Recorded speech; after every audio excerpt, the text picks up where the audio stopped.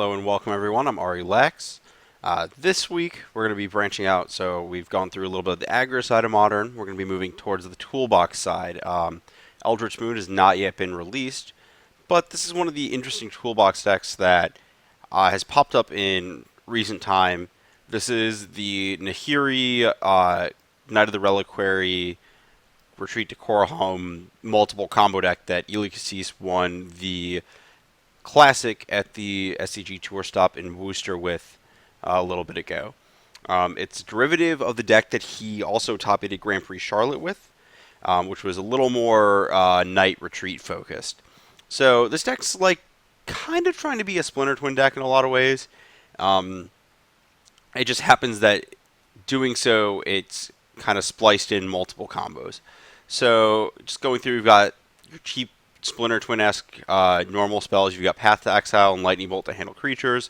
A couple Stubborn Denials. You do have Goyf's Knights to get big, Anus. So at the very least, you can still use it as a Force Spike, but it is a way to handle spells. You don't want a lot. If you've got some Oath of Nisas, you do need additional cantrips on top of the obvious best cantrip in the format. And it's really convenient that your Birds and Noble Hierarch mana lines up with your turn 1 Oath of Nisa, like hand-fixing mana. But you don't want a ton of Oaths because it doesn't find Retreat, and it doesn't find any of your interactive spells.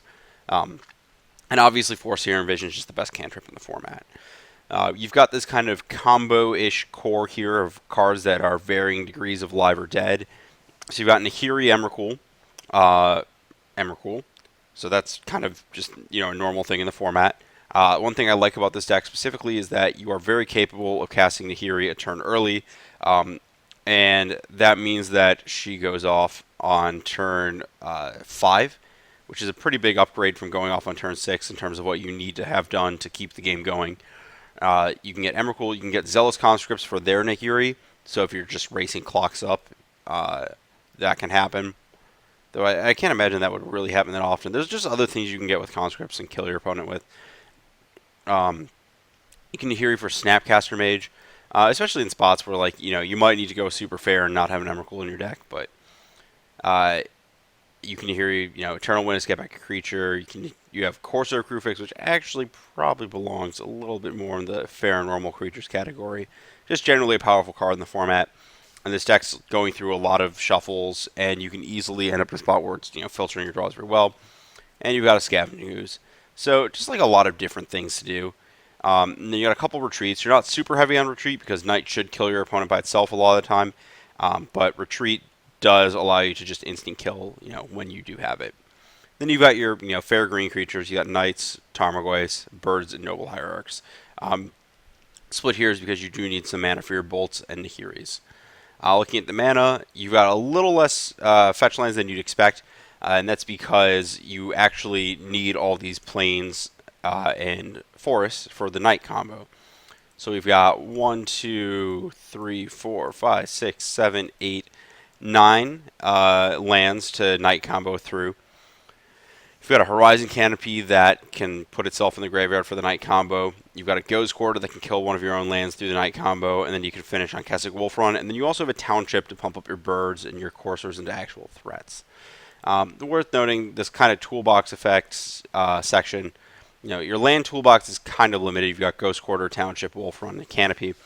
But, excuse me, all the toolbox cards in this deck are good on their own. You're going to draw Eternal Witness and not be too sad about it in your removal spell deck. You're going to draw Scavenging Ooze and never be sad about it. Zealous Conscripts is still a great Magic card.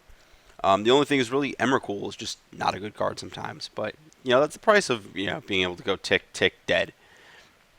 Looking at the sideboard, another, set of generic answers you can swap in. Negates and Dispels, we need to fight those battles instead of some of the removal you have.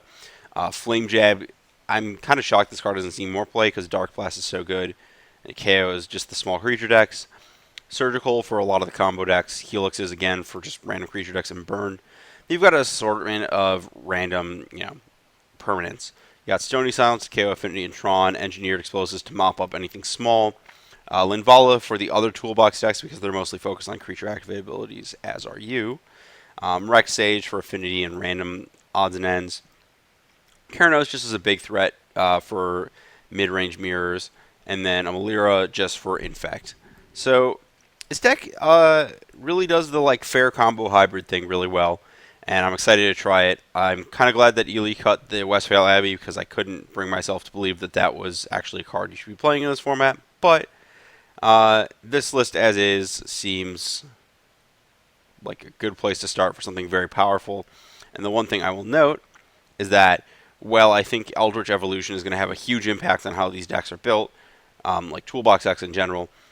This is a Toolbox deck that has a lot of the power of the other ones that doesn't have to go through the same routes. You know, Grafdigger's Cage doesn't really hurt this deck aside from Nahiri, and Nahiri still does a great job of filtering your draws then. So, really, I don't think this is the right off the bat deck to be playing once Eldritch Moon comes out, but this is definitely a good place to look to shift to.